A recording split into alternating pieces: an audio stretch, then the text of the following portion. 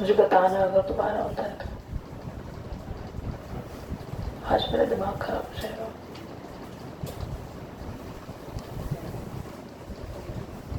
Okay Mannat, will blame you on a letter. समझी नहीं, मैं मेन बातों पे नहीं हंसती, जब फालतू की बातें होंगी उसमें मन्नत पूरी अपनी हंसी दिखाएगी। हाँ जी, बाकी की मन्नत ध्यान से देखिए, आप सब भी मन्नती हो, है ना, क्योंकि आप सबको आपके पेरेंट्स ने मांगा है मन्नत मांग के, तो आप सब भी उनकी मन्नत हो। देखो नंदिनी कह रही हाँ, उनसे पूछो कितना खुश है वो तुमसे, पूरा दुखी कर रखा है, पढ़ते नहीं हो, कुछ करते नहीं हो सब लोग। ध्यान से देखिए। तो यहाँ पे हमने देखा पानी ने इलेक्ट्रिसिटी को कंडक्ट करा। कंडक्ट मतलब पानी में से इलेक्ट्रिसिटी ट्रैवल हो गई। पानी में से इलेक्ट्रिसिटी ट्रैवल क्यों हो गई? पानी एक अच्छा सोर्स क्यों है इलेक्ट्रिसिटी का? क्योंकि पानी में आयंस है। आयंस कहाँ से आए दीदी? नॉर्मल पानी के अंदर आयंस होते हैं, पर अगर आपने सिर्फ पानी लिया, सिर्फ पानी, दीदी सिर्फ पानी क्या होता है? सिर्फ पानी होता है डिस्टिल्ड वाटर, जिसमें आयंस नहीं होते, तो वो वाटर को कंडक्ट नहीं करेगा। आप चाहते हो ना और अच्छे से कंडक्ट करे, और जल्दी इलेक्ट्रिसिटी कंडक्ट करे, तो पानी में थोड़ा नमक मिला देना। नमकीन पानी, salt water is the good conductor of electricity. 3 idiot का पहला सीन याद है? वो डोर में से चम्मच निकाली थी, है ना? Remember everybody? सो क्या हुआ था फिर? करंट क्यों लग गया था? क्योंकि ही स्टार्टेड डूइंग यूरिन, और यूरिन में क्या होता है? नमक, और नमकीन पानी, चम्मच में current, and it is the good source of electricity. याद आया सभी को? अब इसलिए हमने ये पढ़ा कि आयनिक कंपाउंड यानी कि हमारे जो NaCl है, और क्या क्या होता है आयनिक कंपाउंड, हमने पढ़े थे ना पिछले क्लास में, कौन कौन? MgO, जितने भी आयनिक कंपाउंड्स हैं उनमें आयंस होते हैं, और वो क्या होते हैं? Good conductor of electricity. और कोवेलेंट कंपाउंड, इसी पानी में जिसमें करंट कंडक्ट नहीं हुआ, उस पानी में जरा चीनी मिला दे तो मैडम, चीनी नहीं करेगी इलेक्ट्रिसिटी कंडक्ट, क्योंकि चीनी क्या है? कोवेलेंट कंपाउंड है। कैसे बनती है? शेयरिंग ऑफ इलेक्ट्रॉन से। तो जितने भी कंपाउंड बनते हैं इलेक्ट्रॉन ट्रांसफर से, जिनमें कैटायन आयन बनते हैं, नेगेटिव पॉजिटिव चार्ज आता है, उन सभी में इलेक्ट्रिसिटी कंडक्ट करने की कैपेबिलिटी होती है, और कोवेलेंट में नहीं होती है। समझ में सबको आ गया? तो इलेक्ट्रिसिटी कौन कंडक्ट करता है? कौन से कंपाउंड्स? आयनिक कंपाउंड, क्योंकि उनमें क्या होते हैं? आयंस। कौन से कंपाउंड इलेक्ट्रिसिटी कंडक्ट नहीं करते? क्योंकि उनमें आयंस नहीं। एक और बात, आयनिक कंपाउंड हमेशा बड़े स्ट्रॉन्ग होते हैं, जल्दी से मेल्ट नहीं होते, जल्दी से पिघलते नहीं। नमक पिघल जाता है जल्दी से? नमक पिघलता ही नहीं आपके घर में? पिघल जाता है नमक या नहीं? नमक पिघलता है जल्दी या नहीं? अच्छा, चीनी पिघल जाती है जल्दी से? नहीं।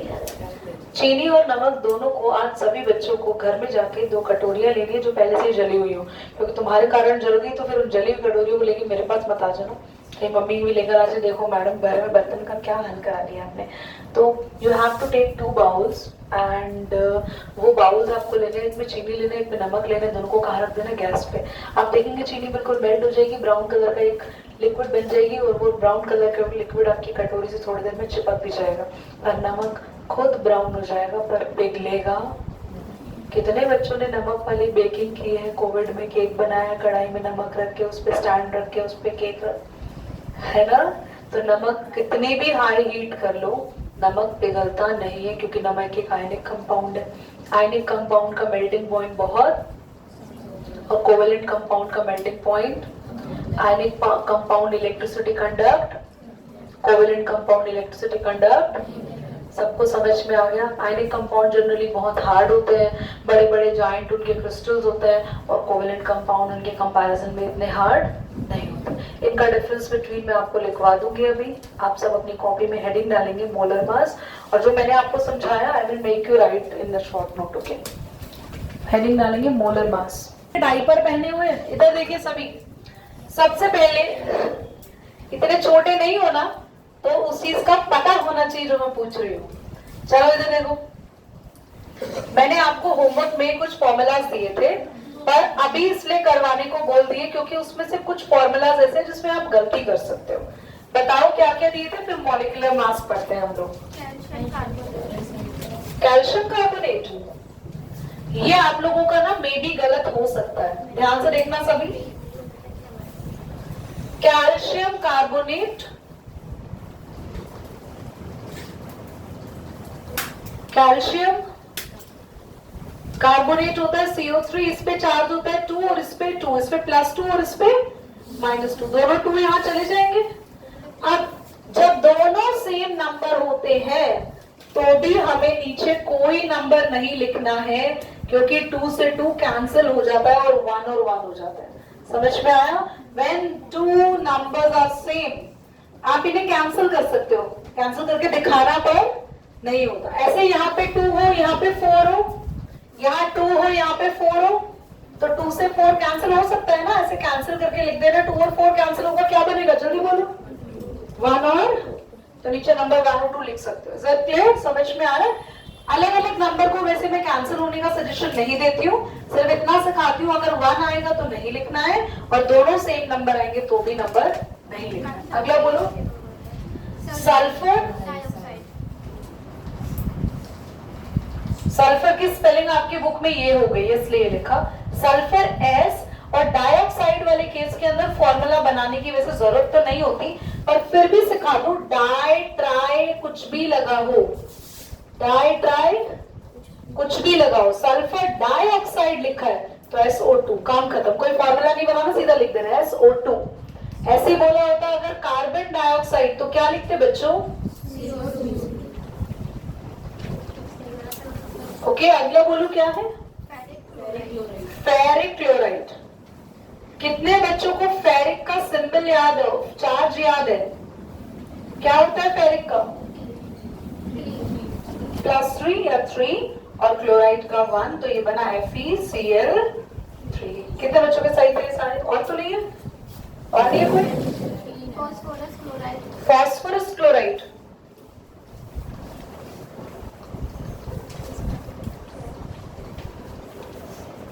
फास्फोरस का कितना लिखा बच्चों? 3, क्लोराइड का 1, तो क्रॉस करके बना PCl3। ये लास्ट था। नाइट्रोजन डाइऑक्साइड ऐसे लिख देंगे, जल्दी बोलो। Nitrogen dioxide. अगला मैग्नीशियम हाइड्रोक्साइड। मैग्नीशियम को क्या लिखना है? अबे मैग्नीशियम क्या लिखेंगे? Mg हाइड्रोक्साइड, सिंबल इसका 2, इसका चार्ज 2 और इसका 1, Mg, और OH के साथ 2 कैसे लिखेंगे जल्दी बोलो? ब्रैकेट में। क्या अब ये लास्ट है? अभी और भी? नहीं और भी है।